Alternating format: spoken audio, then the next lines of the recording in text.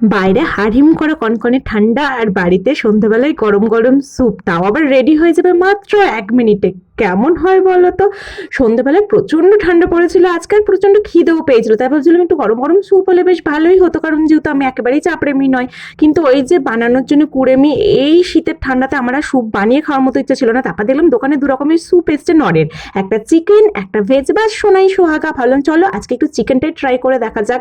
তাই দেখে নিলাম কিভাবে বানাতে হবে। তাই ওই যে 150 গ্রামের মতো জল নিতে হবে, আর আমার কাছে কাপগুলো ছিল না বলে আমি সুপের বাটিতেই পরিমাণ মতো করে নিয়ে জলটা নিয়ে নিলাম। আর জলটা এমনভাবে গরম করতে হবে যাতে না খুব একটা বেশি ফুটে যায়।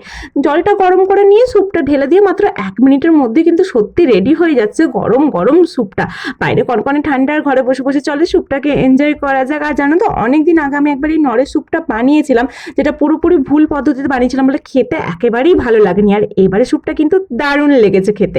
কেমন লাগলো জানি, ভালো লাগলে লাইক কমেন্ট শেয়ার সাবস্ক্রাইব করে দিও। পরের দিন